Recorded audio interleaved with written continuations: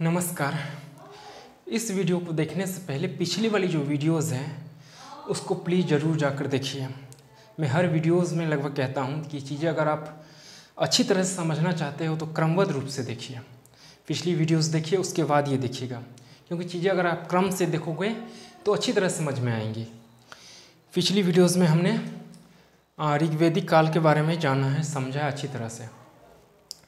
ऋग्वेदिक आर्थिक व्यवस्था, राजनीतिक नहीं, धार्मिक व्यवस्था आदि पर चर्चा हो चुकी है। आप पिछली वीडियो जाकर देखिए। उत्तर वैदिक काल में अब हम प्रवेश करेंगे, लेकिन उत्तर वैदिक काल में प्रवेश करने से पहले वैदिक साहित्य को जानना जरूरी है, क्योंकि वैदिक साहित्य अगर आप जान जाओगे तो यही चीज़ें उत्तर वैदिक काल में आएंगी, चर्चा होंगी। तो पहले से खाका दिमाग में बनी रहेंगी तो आप अच्छी तरह से समझोगे। इसलिए वैदिक साहित्य को पहले मैं लिया हूँ। यहाँ से क्वेश्चंस खूब पूछे जाते हैं, यकीन मानिए यहीं से क्वेश्चंस खूब बनते हैं। न केवल पीसीएस एग्जाम में आपको, बल्कि UPSC, BPSC, NET, SET, TET, TTET, जो भी है, जितने भी कम्पिटिटिव एग्ज़ाम हैं, यहाँ से खूब क्वेश्चन पूछे जाते हैं, यकीन मानिए। और मैं वही लिया हूँ जहाँ से क्वेश्चन बनते हैं। वैदिक साहित्य अपने आप में एक विशाल है, बहुत बड़ी है, लेकिन मैं वो लिया हूँ जो एग्जाम में पूछे जाते हैं, जहाँ से क्वेश्चन बनते हैं। ठीक है, इसको प्लीज़ समझिएगा आप अच्छी तरह से। देखिए, इसे कुछ मैं कहानी के थ्रू कह दूँ ताकि आपको अच्छी तरह से दिमाग में खाका बन जाए, तो आगे दिक्कत ना हो। आप मेरे साथ जुड़े हैं, यकीन मानिए। वैदिक साहित्य, वैदिक काल, उत्तर वैदिक काल आपके दिलो दिमागों में इस तरह छप जाएगी, आप कभी नहीं भूलोगे। आप प्लीज़ एक दो बार अपना वीडियोस देखकर खुद से नोट्स बना लीजिए। यहाँ कुछ चीज़ें हैं जो आपको स्पष्ट रूप से नहीं दिखाई देगी, लेकिन मैं जो बोलूँगा उसको आप सुन कर बार बार आगे पीछे वीडियोस कर नोट बना लीजिए। नोट्स एक बार बन जाए ना, वो रहती है, और उसको बार बार देखिए, यकीन मानिए याद हो जाएंगी। और किसी भी एग्जाम में बैठिए, यहाँ से क्वेश्चन बनते हैं, क्योंकि मैं भी बैठ रहा हूँ अभी एग्जाम में। तो वैदिक साहित्य शुरू करते हैं। थोड़ी लंबी हो जाए वीडियो, कोई बात नहीं। देखिए, सिंधु सभ्यता का खात्मा 1500 की 1700 के बीच आसपास खत्म हुआ। इंडस वैली सिविलाइजेशन 1500 से 1700 के बीच खात्मा हुआ। उसके बाद एक नई शैली देखने को मिली, आर्य समाज, नहीं यानी कि आर्यों का आगमन हुआ 1500 के बाद। आर्यों का आगमन हुआ तो 1500 से जब आर्यों का आगमन हुआ तो आप प्रोटो हिस्ट्री यानी कि आद्य इतिहास काल, जिसे सिंधु काल भी कहा जाता है, आप पिछली वीडियोज़ में जाकर देखिए, मैं पढ़ा चुका हूँ, आपको मैं कह चुका हूँ वहाँ पे। तो उसमें हमने बताया है, चर्चा हुई है वहाँ पे, कि बहुत सारी ऐसी लिपियाँ थी जो लिखा तो गया है लेकिन पढ़ा नहीं गया है, मतलब उसको पढ़ा नहीं जा सकता। वो कौन सी लिपि में लिखी है, कौन सी भाषा, अभी तक पढ़ नहीं पाया है। हमारा जो साहित्य है, वेद, जो हमारा इतिहास है, माना जाता है कि इसे पुरुषों द्वारा नहीं लिखा गया है, नहीं, देवताओं द्वारा लिखित है ये। मतलब लिखित नहीं कह सकते हैं उसको, श्रुति, मतलब सुनाया गया किसी को, फिर वो ऐसे करके सुनाया, फिर एक पीढ़ी दर पीढ़ी ऐसे कर करके, इस तरह से हम लोग का जो है भारतीय इतिहास है। इस सब पर अच्छी तरह से चर्चा होंगी, फिलहाल थोड़ी बहुत। तो सप्त सिंधु सभ्यता की खात्मा हुआ 1500 के बाद, उसके बाद एक नई समाज शैली देखने को मिला, आर्य समाज। तो कहा जाता है कि आर्य ने ही वेदों सबको एक जगह क्या किया था, कलेक्ट किया था। लेकिन आप मान के चलिए, हालांकि कहा जाता है कि वेद, अगर आप डिटेल्स में आप जाओगे गहराई में, तो पता चलता है कि यह देवों की वाणी है, देवता लोग आए, और उसके बाद क्या हुआ, वो मौखिक रूप से मुझवानी, श्रुति मतलब श्रुत करके सुनाए सबको, मंत्र सब है ना ऋचाएँ के रूप में, तो सब सुनाए, और वो ऋषि क्या किए, दूसरे को सुनाए, फिर तीसरे को, इस तरह से एक पीढ़ी दर नहीं, एक पीढ़ी के बाद दूसरी पीढ़ी, ऐसे कर करके चलता आया। और फिर इसे एक दिन, एक समय ऐसा आया जब उसे लिपिबद्ध कर दिया गया, यानी कि लिपि करके लिखा गया। पूर्व काल में तो लिपि नहीं थी, लेकिन भाषा थी, लिपि नहीं थी। लेकिन अगर हम मान भी लें कि वेद हमारा, आज से मान लेते हैं कि 1500 के आसपास शुरू हुई, तो 1500 के आसपास जब शुरू हुई वेद, तो हम ऐसे कह सकते हैं, ये भी तो हो सकता है कि कुछ लिपियां हैं जो सिंधु सभ्यता के पहले से भी हैं और सिंधु घाटी में भी हैं। तो हो सकता है कि वो लिपि जो है वेद से मतलब वो उस लिपि को ना लेकर उसको ट्रांसलेट कर संस्कृत में लिखा गया हो, क्योंकि सारी चीज़ें संस्कृत में थी।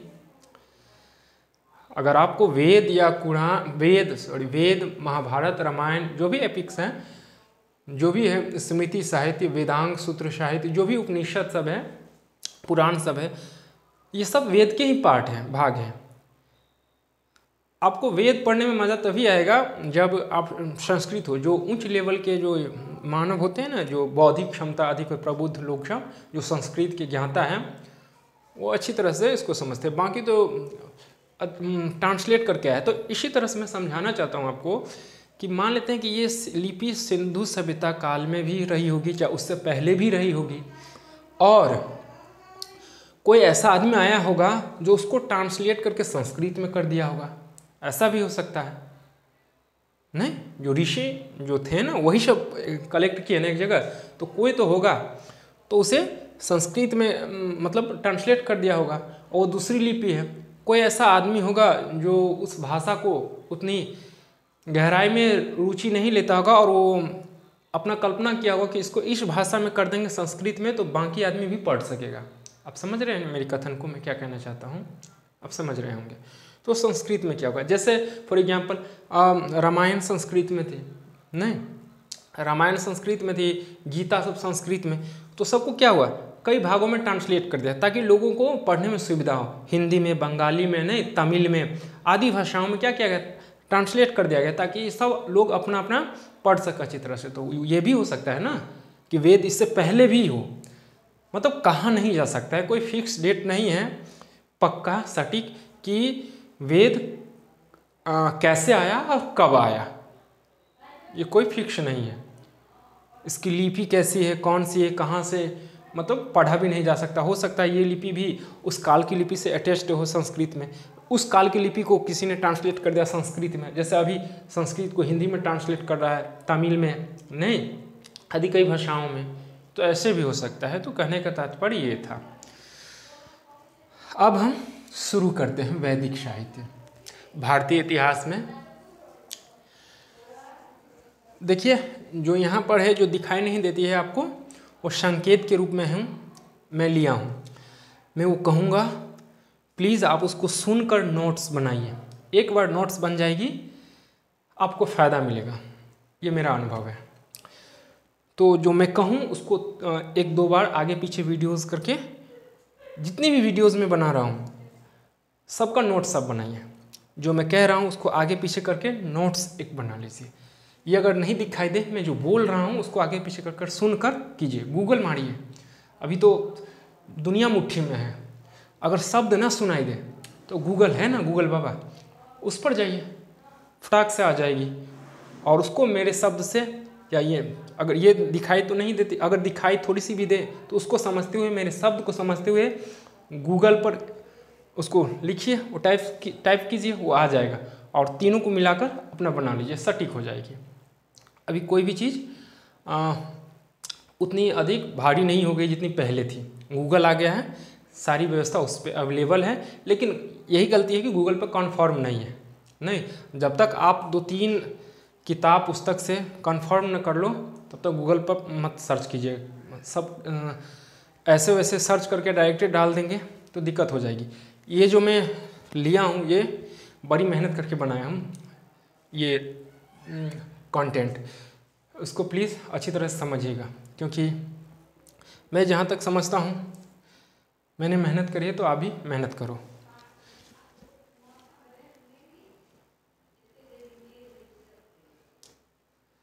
तो शुरू करते हैं वैदिक साहित्य। मेहनत कीजिए, एक मेहनत करोगे बहुत कुछ सीखोगे। चलिए, वैदिक साहित्य नोट्स प्लीज़ बनाइएगा सुन कर। दिक्कत होगी गूगल पर ट्रांसलेट कीजिए और गूगल पे सर्च मारिए और उसको मैच करके लिख लीजिए, ठीक है। वेद, वेद वेद एक जो है ना विद धातु से है। वेद जो बना है शब्द विद धातु से बना है, जिसका मतलब होता है जानना।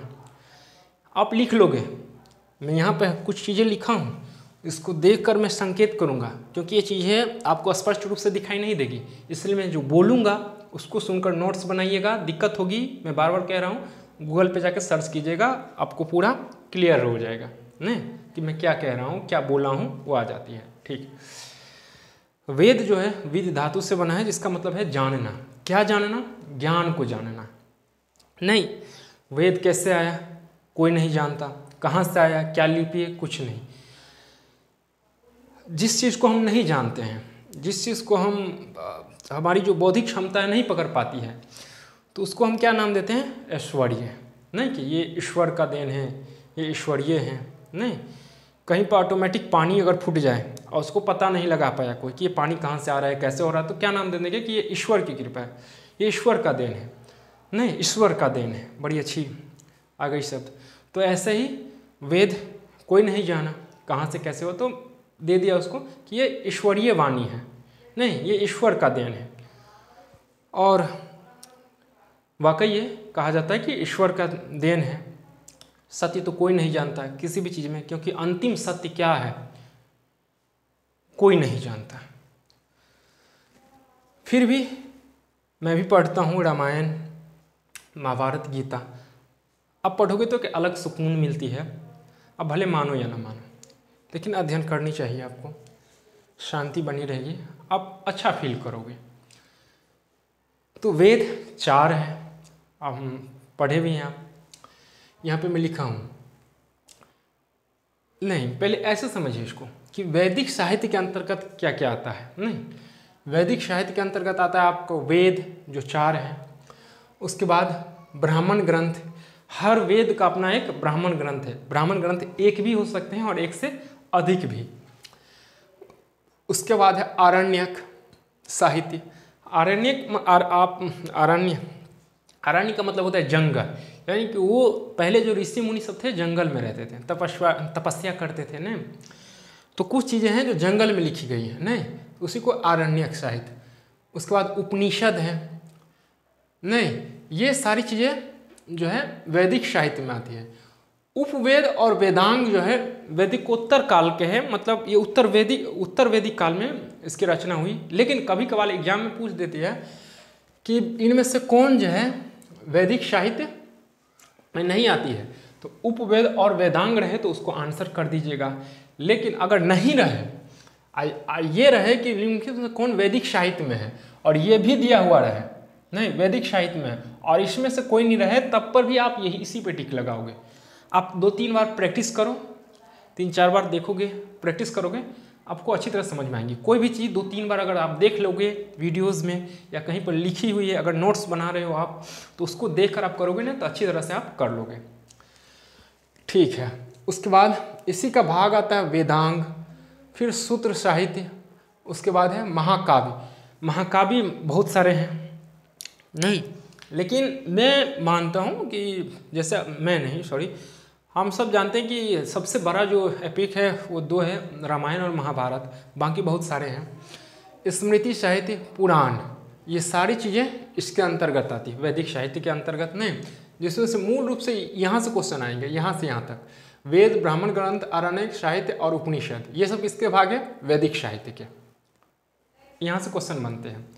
वैदिक साहित्य के कौन भाग नहीं है, ये आ जाएगा उपवेद और वेदांग। ये पूछा गया क्वेश्चन है, इसीलिए मैं दे दिया हूँ वैदिक उत्तर काल, ठीक है। हाँ, कुछ चीज़ें, ये कंटेंट जो मैं बनाया हूँ काफ़ी मेहनत से बनाया हूँ, तो हो सकता है कुछ चीज़ें जो हैं, कुछ चीज़ें छूट गई हो, क्योंकि मैं एग्ज़ाम में जो क्वेश्चन पूछे जाते हैं वही सब लिया हूँ। हाँ, मैं भगवान नहीं हूँ और नहीं कोई बड़ा विद्वान, मैं एक साधारण लड़का हूँ, विद्यार्थी हूँ। तो कुछ त्रुटियाँ अगर हो तो प्लीज़ कमेंट कीजिएगा, प्लीज़, क्योंकि मुझे भी सीखने को मिलेगा। चलिए, तो वेदांग सूत्र। अब वेद आप जान जाते हैं, यहाँ तक समझ गए। वेद कितने हैं? वेद 4 हैं। नहीं, ऋग्वेद सबसे पहले है, शेष जो 3 वेद है उत्तर वैदिक काल में लिखा गया, जो हम आप पढ़ेंगे। ठीक, सबसे प्राचीन वेद ऋग्वेद। वेद है, वेद 4 है। ब्राह्मण ग्रंथ, हर वेद के अपना अपना एक ब्राह्मण ग्रंथ है, एक से अधिक भी हो सकता है। आरण्यक कितने हैं? 7 हैं आरण्यक साहित्य। उपनिषद 108 है, जिसमें से प्रमुख जो है ना 13 माना गया है, जो मुख्य रूप से है वो 13 उपनिषद माना गया है। 108 है, मैं यहाँ पे इंडिकेट कर रहा हूँ। वेदांग 6 है, नहीं वेदांग जो कितने हैं? 6। और उसके बाद सूत्र साहित्य जो है 4 है। सूत्र साहित्य से ही स्मृति साहित्य बना है। नहीं, सूत्र साहित्य से ही क्या बना है? स्मृति साहित्य बना है। महाकाव्य बहुत है, लेकिन बड़ा जो है रामायण महाभारत लिया गया है। स्मृति साहित्य कितने हैं? 10 है। पुराणों की संख्या कितनी है? 18। ये आपको याद कर लेनी है अच्छी तरह से। ठीक, अब आगे बढ़ते हैं। ठीक है, उम्मीद है दिक्कत नहीं हुई होगी। चलिए, वेद, हर वेद का अपना एक ब्राह्मण ग्रंथ है। ऋग्वेद का ब्राह्मण ग्रंथ है ऐतरेय है। यजुर्वेद का शतपथ है। सामवेद का तांडेय है। अथर्ववेद का गोपथ है। एक बार और मैं रिपीट कर दूं कि ऋग्वेद का जो ब्राह्मण ग्रंथ है ऐतरेय है। यजुर्वेद का शतपथ, मैं दिखूं या ना दिखूं उसको छोड़िए, मैं जो कह रहा हूं उसको सुनिए और इसको पकड़िए, जो इंडिकेट कर रहा हूं, संकेत कर रहा हूं। यजुर्वेद का शतपथ, सामवेद का तांडेय, अथर्ववेद का गोपथ। और इन चारों वेदों को एक जगह कलेक्ट कर दिया गया और इसे क्या नाम दे दिया? इसका नाम जो है क्या दे दिया? इसका नाम संहिता रख दिया, एक जगह कलेक्ट करके। ठीक है ना, क्या नाम दे दिया? ठीक है, संहिता। ठीक, अथर्ववेद को गोपथ ब्राह्मण ग्रंथ कहते हैं। ठीक है, आरण्यक साहित्य को देख लेते हैं। आरण्यक साहित्य, आरण्य का मतलब होता है जंगल। ठीक है, आरण्यक साहित्य को देख लेते हैं। आरण्यक साहित्य ये भी क्या है कि हर वेद का अपना अपना आरण्यक साहित्य है। नहीं, तो ये भी आरण्यक साहित्य देख लेते हैं। ऋग्वेद का जो आरण्यक साहित्य है ऐतरेय आरण्यक है, और कौशिक ऋग्वेद का जो आरण्य, देखिए इतना समझिए कि जो है आरण्यक 7 है। ऋग्वेद का ऐतरेय आरण्यक एंड बुधनी दीर्घ ईकार ना कौकार कौशिक की आरण्यक है। कौशिकी की आरण्यक या संख्यायन आरण्यक। ठीक, यजुर्वेद का शुक्ल, इसको 2 भाग में बांट दिया गया, शुक्ल और कृष्ण। नहीं, तो शुक्ल में आ जाता है मध्यम दीनी बृहद आरण्यक, और कृष्ण में आ जाता है तैत्तिरीय आरण्यक, और एक मैत्राणी आरण्यक। ठीक है, कृष्ण में 2 आ जाता है, शुक्ल में 1 ही है। मध्यम दीनी बृहद आरण्यक, और कृष्ण में है तैत्तिरीय आरण्यक या मैत्री आरण्यक। ठीक है, सामवेद में 2 है, तावलकर या जैमिनी आरण्यक या छंदोग्य आरण्यक। तावलकर या जैमिनी आरण्यक या छंदोग्य आरण्यक। ठीक है, दिक्कत हो अब गूगल मारिए, गूगल पे करिए आरण्यक साहित्य कौन कौन से हैं, नहीं सारी डिटेल्स में आ जाएंगी। दिक्कत होगी वहीं से समझ लीजिएगा अच्छी तरह से, मुझे नहीं लगता कि दिक्कत होगी। चलिए, यहाँ मेरा काम है आपको क्रम से ले जाना, क्योंकि मैं अभी इतिहास जो करवा रहा हूँ वो क्रम से बढ़ रहा हूँ। यकीन मानिए अगर आप देख लोगे तो आपका बेस मजबूत हो जाएगा। बेसिक लेवल से हम चल रहे हैं, धीरे धीरे अभी तो बहुत कुछ करवाना है। इतिहास एक मज़ेदार सब्जेक्ट है, जब अभी तो बहुत कुछ है उसमें करवाना, नहीं क्या है ना। मैं भी कुछ सीख रहा हूँ इससे, क्योंकि मैं कंटेंट बनाता हूँ, कुछ करता हूँ, कुछ पढ़ता हूँ, तो नॉलेज आती है, तो इसलिए मैं रुचि भी है, नहीं तो इसलिए आप भी करो, आप भी समझो, पढ़ो, बैठे नहीं रहो कभी। मैं मानता हूँ कि कभी बैठना नहीं चाहिए व्यक्ति को। हाँ, एक रेस्ट भी जरूरी है, एक समय आए तो कर लो, बाकी अब बैठे नहीं रहो, कुछ ना कुछ करते रहो। नहीं, चलिए उपनिषद ये हो गया। अब आरण्यक साहित्य। अथर्ववेद का कोई उपलब्ध नहीं है। अथर्ववेद में आरण्यक नहीं है क्योंकि ये सबसे बाद का है, नहीं, जो बाद में जोड़ा गया। अगला है उपनिषद। उपनिषद कितने हैं? 108, लेकिन प्रमुख रूप से कितने हैं? 13। तो उपनिषद कुछ प्रमुख उपनिषद हैं, इसका मैं नाम लिखा हूँ, इसको आपको याद करनी है। नहीं, क्वेश्चन पूछ देगा निम्नलिखित में से कौन उपनिषद नहीं है, या कौन से उपनिषद किससे संबंधित है, इस सब पर चर्चा तो बाद में होंगी, फिलहाल यहाँ पर नहीं। तो उपनिषद 13 है, 108 है, प्रमुख 13 है। ईशावास्योपनिषद, ईशावास्योपनिषद, केनोपनिषद, कठोपनिषद, प्रश्नोपनिषद, मुंडकोपनिषद, मंडिकोपनिषद, लेतरियोपनिषद, ऐतरेयोपनिषद, छांदोग्योपनिषद, बृहदारण्यकोपनिषद, कौशिकी उपनिषद, श्वेताश्वतर उपनिषद, मैत्रायणी उपनिषद। एक बार और मैं रिपीट कर दूं। ईशावास्योपनिषद, केनोपनिषद, कठोपनिषद, प्रश्नोपनिषद, मुंडकोपनिषद, मंडकोपनिषद और वैतरेयोपनिषद, ऐतरेयोपनिषद, छांदोग्योपनिषद, बृहदारण्यकोपनिषद, कौशिकी उपनिषद, श्वेताश्वतर उपनिषद, मैत्रायणी उपनिषद। ठीक, चलिए आप देख लेते हैं वेदांग। वेदांग 6 है, नहीं, शिक्षा, कल्प, व्याकरण, ज्योतिष, छंद, निरुक्त, ये आपको याद रखनी है। नहीं, हर कल्प से ही सूत्र साहित्य है। नहीं, हर कल्प से क्या बना है? सूत्र साहित्य, और सूत्र साहित्य स्मृति साहित्य है। नहीं, कल्प से सूत्र साहित्य और सूत्र साहित्य से स्मृति साहित्य।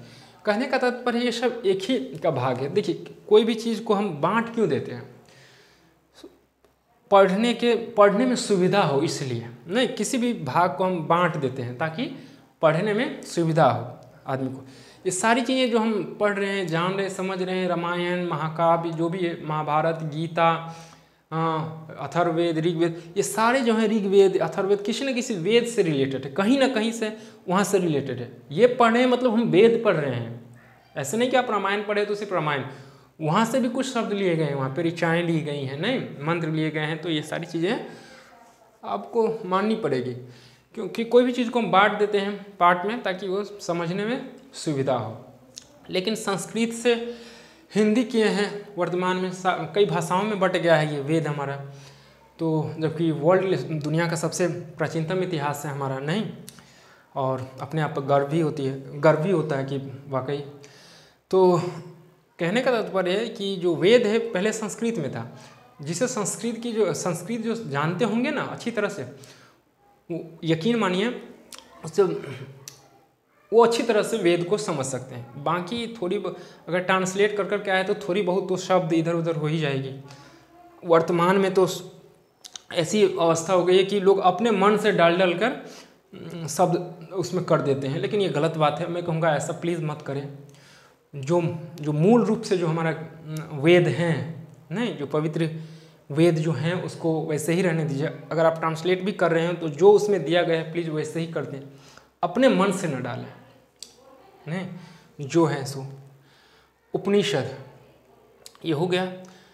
अब ट्रांसलेशन होती है तो कुछ न कुछ तो शब्दों का हेरफेर होता है। यहाँ पर अगर हम कुछ भी, अगर 1 से 10, 12 में कुछ भी, कोई भी चीज़ अगर आप कर लो 1 से 10 जगह जाएगा तो थोड़ी बहुत छिटफुट हो ही जाएगी, थोड़ी बहुत मिस हो जाती है, या कुछ न कुछ आगे पीछे ऐसे करके हो जाता है, तो उसको माने नहीं रखना है। इसीलिए मैं बोला हूँ ना कि मूल जो है संस्कृत है। जो संस्कृत के ज्ञाता होंगे, विद्वान होंगे, वो वेद को संस्कृत में अच्छी तरह से जानेंगे। लेकिन वो, मैं उस व्यक्ति का बात कर रहा हूँ जो बड़े उस लेवल का हो, जहाँ तक हमारी सोच नहीं जाती है, उन लोगों की सोच जाती है। तो उस लेवल के जो व्यक्ति हैं, नहीं, हाई थिंकिंग वाले, जो पूर्ण रूप से प्रबुद्ध है, नहीं, वो संस्कृत में ही जानेंगे। वेदांग, शिक्षा, कल्प, व्याकरण, ज्योतिषी, छंद और निरुक्त, ये आपको याद रखनी है। कल्प से ही सूत्र साहित्य विकसित हुआ है, मैं बोल दिया हूँ, और सूत्र साहित्य से ही क्या बोलते हैं, स्मृति साहित्य है, या ये भी कह सकते हैं कि कल्प से सूत्र साहित्य और जो है धर्म सूत्र से ही स्मृति साहित्य या सूत्र साहित्य से ही स्मृति साहित्य या धर्म सूत्र से स्मृति साहित्य, ऐसे करके भी क्वेश्चन आता है कि धर्म साहित्य से क्या लिया गया है, स्मृति साहित्य, या ऐसे भी आ जाएगा कि कल्प से सूत्र साहित्य से क्या लिया गया है, स्मृति साहित्य। समझ रहे ना आप, सूत्र साहित्य से स्मृति साहित्य या धर्म सूत्र से स्मृति साहित्य। ठीक है, किसी तरह से क्वेश्चन आ सकते हैं। महाकाव्य, महारामायण, महाभारत, रघुवंश, कुमार संभव आदि बहुत सारे हैं, आप गूगल पर मारिए। ठीक है, स्मृति साहित्य जो है टोटल कितने हैं, 10 हैं। नहीं देखिए, मनुस्मृति सबसे प्राचीन है ये, उसके बाद याज्ञवल्क्य, मनुस्मृति के बाद याज्ञवल्क्य, उसके बाद अत्रि, विष्णु, उसके बाद हरित, औशांस, अंगिरा, यम, कात्यायन, बृहस्पति। एक बार और रिपीट कर दूं, स्मृति साहित्य, मनुस्मृति, याज्ञवल्क्य, याज्ञवल्क्य, इसको ऐसे पढ़िए, वल्क्य नहीं, याज्ञवल्क्य, अत्रि, विष्णु, हरित, औशांस, अंगिरा, यम, कात्यायन, बृहस्पति। ठीक है, ये आपका 10 था ना, हाँ स्मृति साहित्य 10। ठीक है, उसके बाद पुराणों की संख्या 18 है। ब्रह्म पुराण, पद्म पुराण, विष्णु पुराण, शिव पुराण, भागवत पुराण, श्रीमद् भागवत पुराण, इसमें कृष्ण जी के बारे में दिया है।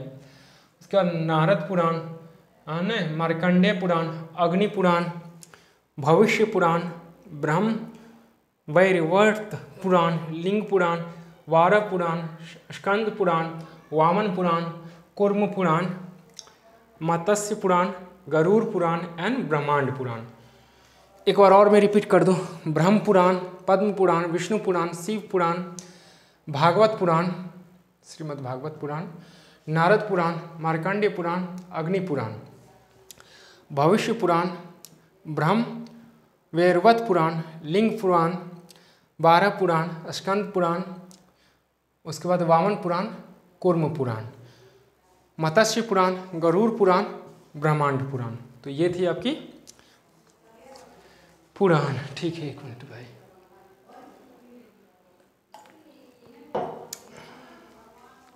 ठीक है, अब यहाँ पे कुछ बातें हैं। देखिए, वेदों की उत्पत्ति के बारे में थोड़ी बहुत चर्चा हमने करी है शुरू में। वेदों की उत्पत्ति के 2 सिद्धांत माने गए हैं। एक देव, नहीं मैं यहाँ पे अपना संकेत के लिए लिया हूँ, आप समझो, जो मैं बोल रहा हूँ उसको आप सुनो और फिर नोट्स बनाइएगा। वेदों की उत्पत्ति के 2 सिद्धांत हैं, धार्मिक सिद्धांत और व्यवहारिक सिद्धांत। धार्मिक सिद्धांत के अंतर्गत, इसके अंतर्गत ऋग्वेदिक काल की जानकारी मिलती है। ऋग्वेदिक काल की जो जानकारी है ऋग्वेद के बारे में, वो शतपथ ब्राह्मण ग्रंथ से हमें पता चलती है। यानी कि ऋग्वेदिक ग्रंथ के बारे में शतपथ ब्राह्मण ग्रंथ से हमें पता चलता है। ठीक, यानी वेदों की उत्पत्ति के बारे में हमें जानकारी किस ग्रंथ से मिलती है, शतपथ ब्राह्मण ग्रंथ से। ठीक है, ये आपको याद रखनी है। वेदों की जानकारी हमें किस ग्रंथ से मिलती है, शतपथ ब्राह्मण ग्रंथ से। ये आपको याद रख लेनी है, वेदों की जानकारी शतपथ ब्राह्मण ग्रंथ से मिलती है। ठीक, शतपथ ब्राह्मण ग्रंथ में 3 वेदों की उत्पत्ति की जानकारी हमें मिलती है। और ऋग्वेद, एक मिनट, जानकारी शतपथ ब्राह्मण ग्रंथ से मिलती है। हाँ, शतपथ ब्राह्मण ग्रंथों में 3 वेदों की उत्पत्ति की जानकारी हमें मिलती है, ऋग्वेद, सामवेद, यजुर्वेद। अथर्ववेद तो बाद में है। ठीक है, तो क्वेश्चन बनेगी, आपको याद रखनी है कि वेदों की जानकारी, ऋग्वेद की जानकारी किससे मिलती है, तो शतपथ ब्राह्मण ग्रंथ से। शतपथ ब्राह्मण ग्रंथ से 3 वेदों की जानकारी मिलती है, ऋग्वेद, सामवेद और यजुर्वेद। ये आपको याद रखनी है। ठीक, अब देखिए, ऋग्वेद की उत्पत्ति कहा जाता है कि ऋग्वेद की उत्पत्ति अग्नि देवता से हुई, यानी कि अग्नि से हुई है। ये आपको याद रखनी है।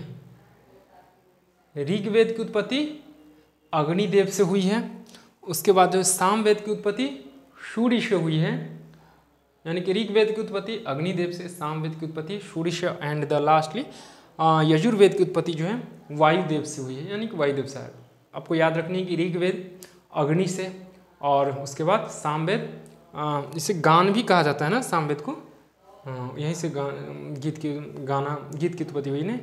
तो ऋग्वेद की उत्पत्ति अग्नि से, सामवेद सूर्य से, और यजुर्वेद वायु से। तो ये आपको याद रखनी है, वायु से हुई है। चूंकि ये तीनों वेदों की उत्पत्ति देवताओं के नाम पे है नहीं, और देवता कभी खत्म नहीं होते, देवता कभी भी खत्म नहीं होते। ऋग्वेद की उत्पत्ति अग्नि से नहीं, सामवेद की उत्पत्ति सूर्य से, और यजुर्वेद की उत्पत्ति वायु से माना गया है।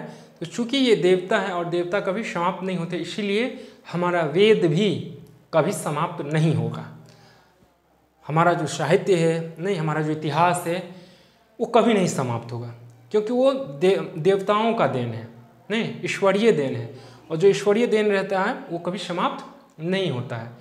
तो वेद जो हमारा साहित्य इतिहास है जो वो कभी समाप्त होने वाला नहीं है। तो इसीलिए देवत्रीय यानी कि ऋग्वेद, सामवेद, यजुर्वेद तीनों हैं, क्योंकि देवताओं के नाम पर है। ऋग्वेद जो है अग्नि के नाम पे, अग्नि देवता के नाम पर आया कि अग्निदेव, इसके जो ऋग्वेद की उत्पत्ति हुई अग्नि से हुई, और सामवेद की उत्पत्ति सूर्य से और सूर्य देवता से, और इसकी जो क्या है लास्टली जो था अथर्ववेद, यजुर्वेद, अथर्ववेद नहीं, बाद में है अथर्ववेद, यजुर्वेद की उत्पत्ति वायु से हुई। ऋग्वेद की उत्पत्ति अग्नि से, सामवेद की उत्पत्ति सूर्य से, और यजुर्वेद की उत्पत्ति वायु से। चूँकि ये देवताओं के नाम पे है, इसीलिए इसे देवत्रीय भी कहा जाता है। देवत्रीय आप लिख लोगे, इसलिए इसे देवत्रीय नहीं, द एकार व त्र य दीर्घी इकार, देवत्रीय भी कहा जाता है। ठीक, या वेदत्रीय भी इसे कहते हैं, चूँकि ये देवताओं द्वारा कहा गया है नहीं किसी को, तो देवताओं द्वारा कहा गया है, तो ये जो है ना अपौरुषेय है। क्या है? अपौरुषेय है, इसे किसी पुरुष ने नहीं लिखा है नहीं, तो ये अपौरुषेय है। चूंकि ये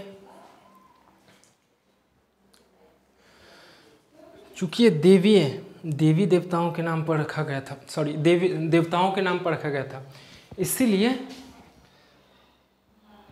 हमारा जो वैदिक साहित्य है या वेद है, हमारा इतिहास, वो कभी खत्म नहीं होने वाला है नहीं, देवत्रीय है। तो ये था धार्मिक सिद्धांत।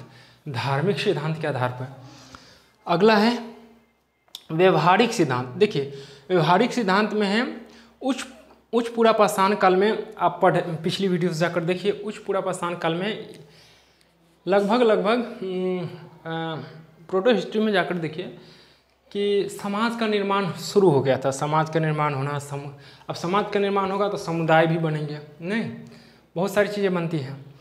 तो कहा जाता है कि व्यवहारिक सिद्धांत बता रहा हूँ। धार्मिक सिद्धांत पर तो आप जान गए ना कि वेदों की उत्पत्ति देवताओं के द्वारा हुआ नहीं, ऋग्वेद की उत्पत्ति जो हुई अग्नि से हुई, और सामवेद की सूर्य से, और यजुर्वेद की जो है वायु से। और इसे ही क्या कहा गया, क्योंकि ये देवताओं के द्वारा कहा गया था, जो बातें थी वो कही गई थी देवताओं के द्वारा, तो इसीलिए जो ऋचाएँ मंत्र थी वेद की, इसीलिए इसे वेदत्री भी देवत्रीय भी कहा जाता है, क्योंकि देवताओं के द्वारा कहा गया था, इसीलिए देवत्रीय या वेदत्रीय भी कहते हैं। या अपौरुषेय, औकार रू मूर्धन्य एकार अय न,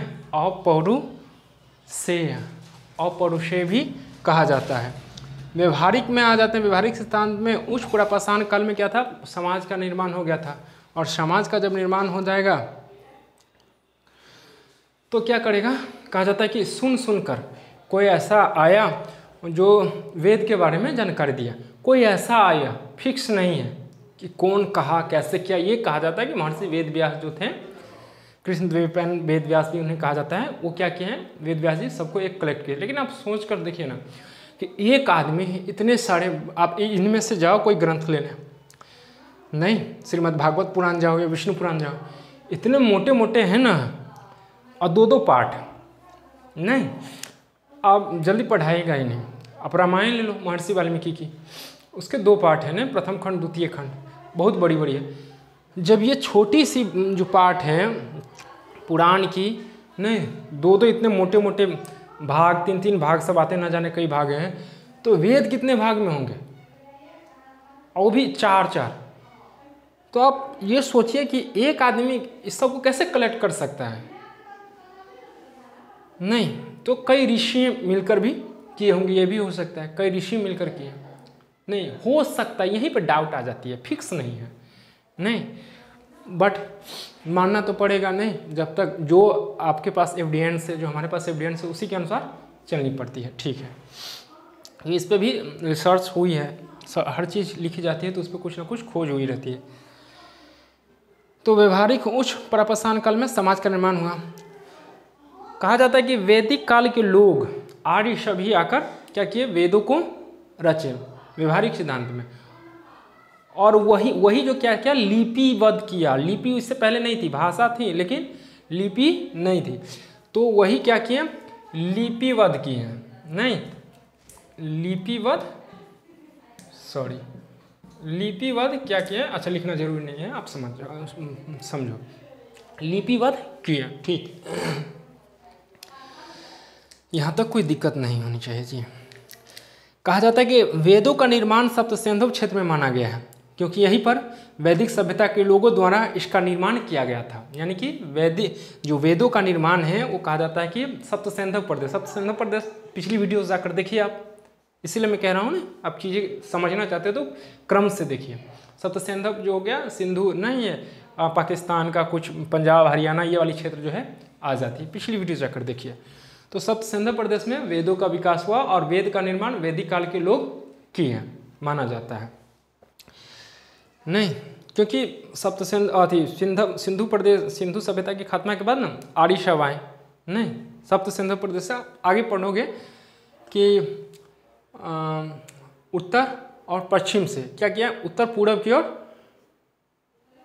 हाँ उत्तर पूर्व की ओर वो बढ़ना शुरू कर दिया धीरे धीरे, तो माना जाता है ऐसे ही। चलिए ठीक है, आगे आप समझोगे इसको, इस सारी चीज़ें को जब अच्छी तरह से होंगी। तो ये तो एक कहानी के रूप में है ताकि खाका बनी रहे पहले से। तो ये थे, यानी कि वेदों का निर्माण वैदिक काल के लोगों के द्वारा किया गया। सप्तसिंधु प्रदेश के लोग थे, नहीं सप्तसिंधु प्रदेश में माना गया। ठीक है, इधर कुछ छूटा नहीं है, ठीक है। अब इधर आते थे, अब जो है देखिए हर वेद का अपना, हर वेद को उपवेद में, कई मंडल में, नहीं शाखा में बांटा गया। मैं बोल रहा हूं, आप सुनकर लिखना। ऋग्वेद, हालांकि चर्चा होगी इस पे, लेकिन ऐसे समझिए कि ऋग्वेद, नहीं हेडिंग कर लीजिए ऋग्वेद, और ऐसे करके ऋग्वेद करके उसको अंडरलाइन 2-3 बार ऐसे ऐसे करके कर लीजिए। और वहाँ पे मैं बताया हूँ, शायद आपको दिखाई नहीं देती हो, लेकिन मैं जो बोल रहा हूँ उसको प्लीज़ आप सुनकर नोट्स कर लें। ऐसे ऋग्वेद लिखिए, कॉपी निकाल कर पेन हाथ में रखिए और लिखिए ऋग्वेद, उसको अंडरलाइन कीजिए 2 बार और नीचे लिखिए ऋग्वेद में टोटल मंडल जो है कितनी है, 10 मंडल है। नहीं 10 में से 2 से 7 तक पहले निर्मित हुआ है। ऋग्वेद में ये बहुत इंपॉर्टेंट है, यहाँ से क्वेश्चन बनते हैं। ऋग्वेद में 10 मंडल है, 2 से 7 तक के जो मंडल हैं वो पहले निर्माण किया गया है। नहीं इसे प्रगाथा भी कहा जाता है। क्या कहा जाता है, प्रगाथा कहा जाता है, क्योंकि ये जो 2 से लेकर 7 तक के जो मंडल हैं ये ऋषियों द्वारा बनाया गया। नहीं हर मतलब मंडल मतलब अध्याय, पाठ, लेसन। तो हर लेसन में, हर पाठ में अलग अलग ऋषि हर पाठ को बनाए हैं। तो 2 से लेकर 7 तक जो है मंडल, टोटल 10 है लेकिन 2 से 7 तक जो है सबसे पहली वाली ये प्राचीन है और ऋषियों द्वारा बनाया गया है, इसीलिए इसे क्या कहा जाता है, प्रगाथा कहा जाता है। ठीक है, मंत्र कितने हैं, 10,600 है, नहीं 2 से पहले हाँ निर्मित किया गया, ठीक। मंत्र कितने हैं, 10,600। आप लिख लोगे 10,600, यहाँ पर आपको दिखाई नहीं देती कि मंडल 10 है, 2 से 7 पहले निर्मित किया गया है, ऋषियों द्वारा निर्मित किया गया, इसलिए प्रागत कहा जाता है। इसमें हर मंडल को, मंडल मतलब लेसन होता है, पाठ अध्याय, हर लेसन को हर ऋषियों द्वारा बनाया गया है। चलिए, मंत्र 10,600 है। सूक्त, सूक्त होता है, सूक्त एक अच्छी मतलब अच्छे शब्द कह सकते हैं, और मंत्र से ना जो ऋचाएँ मंत्र से ज़्यादा वो होता है, मतलब एक सूक्त बराबर होता है 3 मंत्र से भी अधिक। वहाँ पे मैं लिखा हूँ लेकिन नहीं दिखाई देती होगी, तो आप मैं जो बोल रहा हूँ वो सुनो और उसको नोट्स कर लीजिए। एक सूक्त बराबर होता है 3 मंत्र, या इससे अधिक भी हो सकते हैं लेकिन कम नहीं। तो सूक्त 1028 है, एक सूक्त बराबर 3 मंत्र होते हैं, नहीं। चलिए, मूल शाखा जो है 5 है, हालांकि बहुत सारी शाखाएं हैं, पढ़ोगे तो आप समझोगे बहुत सारी शाखाएं, लेकिन मूल में कह रहा हूँ जो प्रमुख जाने जाते हैं, जहाँ से क्वेश्चन बनते हैं, मैं उसको लिया हूँ। तो 5 नहीं, ठीक है। मंडलों के समूह, मंडलों को सामूहिक रूप से, नहीं,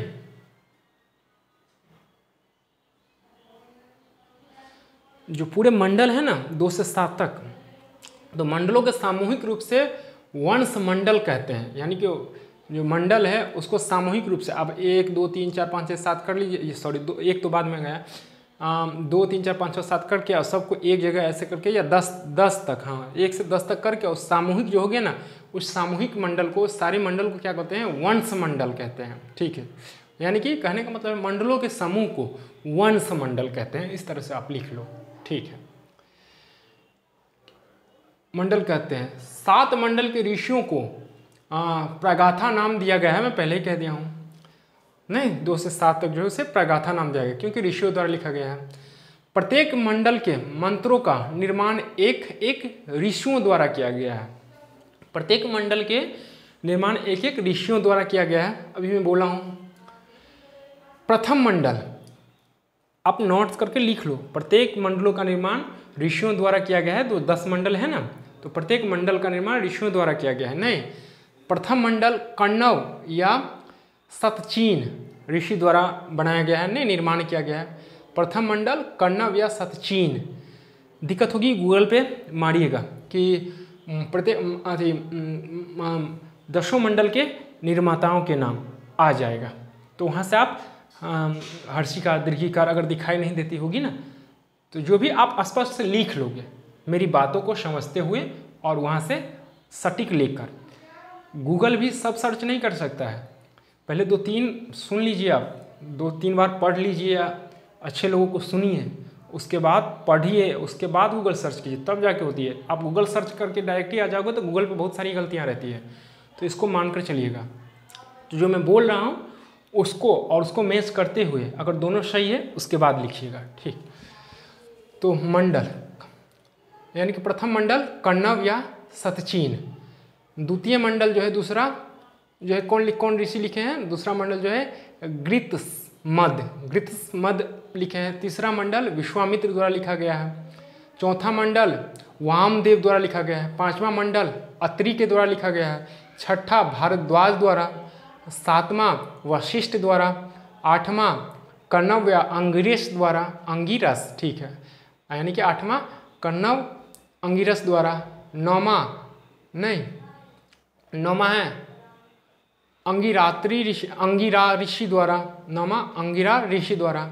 और 10वां जो है महासूक्ति या क्षुद्र सूक्ति द्वारा, महासूक्ति या क्षुद्र सूक्ति द्वारा। चलिए ठीक है, एक बार और मैं बोल दूं, प्रथम मंडल कण्व या सतचीन ऋषि द्वारा लिखा गया है। द्वितीय मंडल जो है गृत्समद द्वारा लिखा गया है। तृतीय मंडल विश्वामित्र द्वारा। चौथा मंडल वामदेव द्वारा।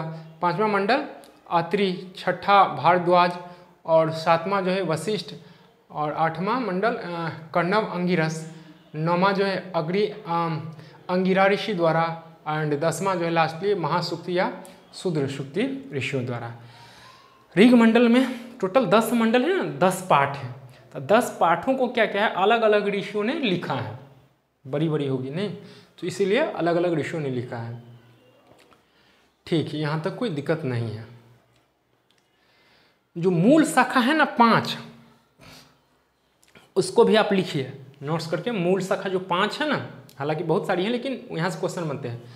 तो प्रथम जो शाखा है वो साकल शाखा है। साकल शाखा नहीं, इसमें टोटल जो सूक्त हैं 1017 सूक्त हैं, जिसका संबंध किससे है, मूल ऋग्वेद से, यानी कि सबसे प्राचीन ऋग्वेद है। क्वेश्चन पूछा गया है सबसे प्राचीन ऋग्वेद जो है उसका संबंध किससे है, तो साकल शाखा से।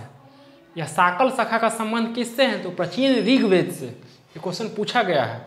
नहीं, साकल शाखा में कितने सूक्त हैं, तो 1017। ठीक है, ये आपको याद रखनी है। उसके बाद दूसरा जो शाखा है वास्कल शाखा, 1228 सूक्त थे इसमें, वास्कल में 1228। उसके बाद तीसरा है अश्वलायन, चौथा है सांख्यायन, पांचवा है मांडुकायन। एक बार और मैं रिपीट कर दूं, पहला है साकल शाखा, दूसरा है वास्कल, तीसरा है अश्वलायन, तीसरा है सांख्यायन और पांचवा जो है पहला साकल शाखा, दूसरा है वास्कल, तीसरा है यश्वलायन और चौथा है सांख्यायन और पांचवा है मांडुकायन। साकल शाखा, वास्कल, अश्वलायन, है यो मैं बोल दिया हूँ सॉरी, अश्वलायन और सांख्यायन और मांडुकायन। ठीक है, मैं वहाँ पर लिख लिया हूँ क्योंकि यहाँ से क्वेश्चन बनते हैं, इसलिए मैं वहाँ कर दिया हूँ। इसको नोट्स बना के प्लीज़ लिख लीजिएगा। तो टोटल 5 है। ठीक है, अब गूगल पे मारोगे आ जाएगा। ठीक है, अगर अक्षर नहीं दिखाई दे तो मेरी बातों को मैच करके वहाँ से लिख लेना। अब कह रहा है कि या प्राचीन मूल ऋग्वेद का संबंध साकल शाखा से, मैं पहले ही बताऊँ। लेकिन जब ऋग्वेद मंडल 8वां जोड़ा गया, ऋग्वेद मंडल मतलब मूल तो है हमारा साकल शाखा से, लेकिन 8वां मंडल जब ऋग्वेद में जोड़ा गया, 2 से 7 ही तक था, लेकिन 8वां मंडल जो जोड़ा गया तो कुल सूक्ति की संख्या कितना हो गई, 11 सूक्ति हो गए। नहीं, जब 8वें मंडल में कुल सूक्ति की संख्या अगर जोड़ा दिया, 11 सूक्ति जोड़ा गया, तब जाकर टोटल कितना बन गया, 1228 नहीं रखा गया, जिन्हें वाल्मीकि सूक्ति या छंद कहा जाता है। नहीं कहा गया, हाँ वाल्मीकि छंद नहीं, सॉरी वाल्मीकि सूक्ति। अगर आपसे क्वेश्चन पूछें कि वाल्मीकि यानी कि जो वास्कल जो है,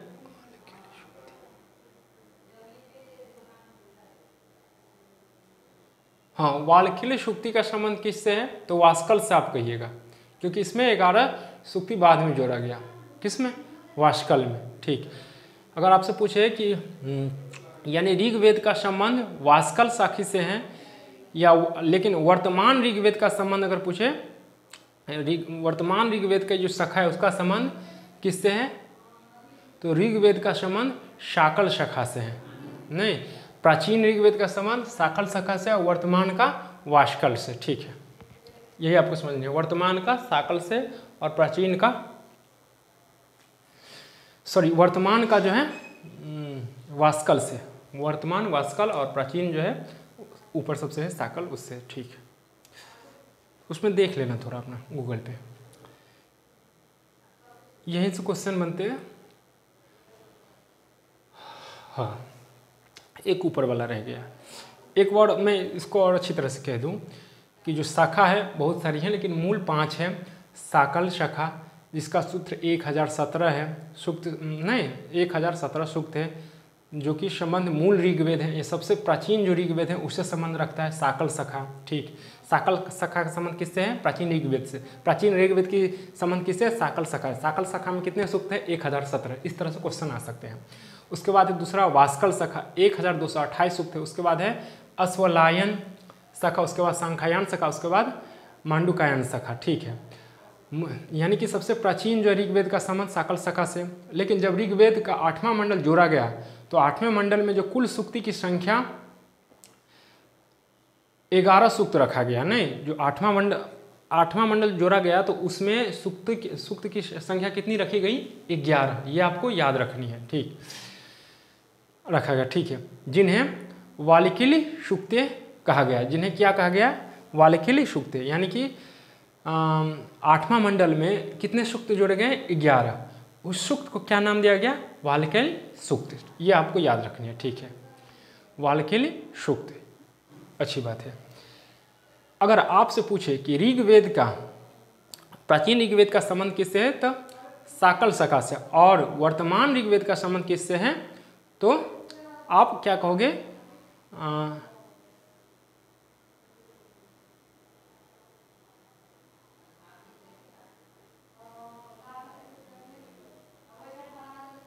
वाष्कल से। ठीक ठीक, सही है। प्राचीन ऋग्वेद का संबंध साकल शाखा से और वर्तमान ऋग्वेद का संबंध वाष्कल से, नहीं, ठीक है, ये आपको याद रखनी है। कुल सूक्त की संख्या कितनी है 8वें मंडल में? 11 सूक्त। 11 सूक्त का संबंध किससे है? तो वाष्कल से। और प्राचीन मूल किसी तरह से क्वेश्चन आ सकता है, आप नोट्स बना लो और फिर खुद से माइंड ऐसे करो, बना लोगे क्वेश्चन, देखना कितनी तरह से बनते हैं, ठीक है। अगला जो है आपका वेद, कुछ वेद हैं उसके पुरोहित हैं, इसमें दिक्कत नहीं होगी मुझे लगता है। वेद दिक्कत होगी कमेंट कीजिएगा, मैं सॉल्व कर दूंगा, ठीक है। वेद, पुरोहित, उपवेद, संबंधित देवता है, कुछ नाम आपको दिखाई नहीं देते हैं, आप लिस्ट बना लो। एक वेद लिख लो, उसके बाद पुरोहित लिखो, एक कॉलम में वेद, दूसरे कॉलम में पुरोहित, तीसरे में उपवेद, और लास्टली जो है चौथा उसमें संबंधित देवता, किससे कौन, मतलब किस वेद से कौन देवता संबंध है, नहीं संबंधित है। तो ऋग्वेद, ऋग्वेद के पुरोहित होता या होत्र होता था, मतलब जो ऋग्वेद थे ना पढ़ाता था, उसमें जो पुरोहित है जो करवाता है ना वो होत्र होता है। आप ऐसे समझो कि गांव घर में जैसे क्या सत्यनारायण बोलते हैं ना, सत्यनारायण भगवान की पूजा करते हैं या कोई भी पूजा पाठ करते हैं, तो एक पंडित जी आता है और वो क्या करते हैं कि थोड़ा क्या बोलते हैं, यज्ञ जो होता है उसमें मंत्र उच्चारण करते रहते हैं या कुछ मंत्र पढ़ते रहते हैं, और पीछे जो है ना हमारी जो माता जी रहती है या बहन जी रहती है वो क्या करेगी, गीत गाएंगी। तो जो गीत गाती रहती है, लेकिन पहले कौन उच्चारण कर रहा है, वो पुरोहित या जो पंडित जी है वो, और उसके पीछे पीछे वो गीत गाती रहती थी। तो सेम वैसे ही है कि होता या होत्र का काम था मंत्र पढ़ना, और पीछे से क्या करती थी जो महिलाएं थी, जो भी लोग थे वो क्या करते थे, गीत गाते थे, नहीं। ऋग्वेद का जो उपवेद है आयुर्वेद है, ये आपको याद रखनी है। ऋग्वेद संबंधित है कौन, किस देवता से, ब्रह्मा से, नहीं, ठीक। सामवेद, सामवेद का जो पुरोहित है वो उद्गाता है, उसका नाम क्या है, उद्गाता। आप समझ गए ना पुरोहित का काम क्या है, कैसे होती थी, मैं बोला हूँ अभी, ऋग्वेद में समझा दिया हूँ। तो उद्गाता से, उसके बाद इसके जो उपवेद है गंधर्व वेद है, इसके देवता कौन है, नारद है, नहीं, सामवेद के। सामवेद का यहीं से भारतीय संगीत की जनक, भारतीय संगीत का जनक भी इसे कहा जाता है, नहीं सामवेद को, क्योंकि संगीत की शुरुआत यहीं से होती है। यजुर्वेद, यजुर्वेद जो है, यजुर्वेद जो है वो यजुर्वेद के पुरोहित कौन, क्या कहा जाता है, अधर्व, अधर्वयु, क्या कहा जाता है, अधर्वयु, अधर्वयु, यानी कि यजुर्वेद के जो पुरोहित है अधर्वयु कहा जाता था। इनके उपवेद जो है धनुर्वेद हैं, कौन लिखे हैं, तो विश्वामित्र लिखे हैं, नहीं, ठीक है। विश्वामित्र है ना, ओम भूर्भुवः स्वः तत्सवितुर्वरेण्यं भर्गो देवो धीमहि धियो यो नः प्रचोदयात्, नहीं, गायत्री मंत्र है, हाँ गायत्री मंत्र सूर्य देवता को समर्पित है, यही लिखे हैं, ठीक। अथर्ववेद के पुरोहित को ब्रह्मा कहा जाता था, नहीं। अथर्ववेद का जो उपवेद है वो क्या है, शिल्प वेद है, और इसके रचना किससे संबंधित है, विश्वकर्मा से संबंधित है, नहीं। तो ये थी, वीडियो लंबी ज़रूर हो गई है, लेकिन यकीन मानिए यहाँ काफ़ी चीज़ आप सीखे होंगे, काफ़ी चीज़ जाने होंगे, यहाँ से कंटेंट बनाने में समय भी लगी है। तो कैसी लगी वीडियो, अपनी प्रतिक्रिया सुझाव जरूर दीजिएगा।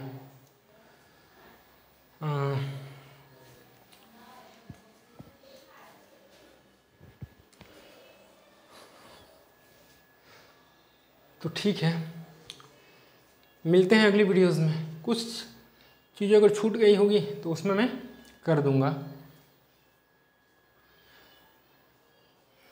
ये नॉलेजेबल वीडियो थी, यहाँ से प्रश्न बनते हैं और ये जानना भी ज़रूरी है, प्रश्न के लिहाज से नहीं। ये आप भारत में रहते हो, आपका इतिहास क्या है, नहीं, ये जानना ज़रूरी है, क्योंकि वो आदमी जो इतिहास नहीं जानता है वो लाइक विदाउट ट्री और रूट्स, वो बिना जड़ के वृक्ष होता है। चलिए,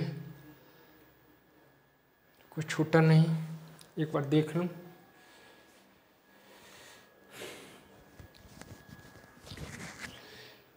नहीं है, चलिए हो गया, ठीक है, मिलते हैं अगली वीडियोज़ में। नमस्कार।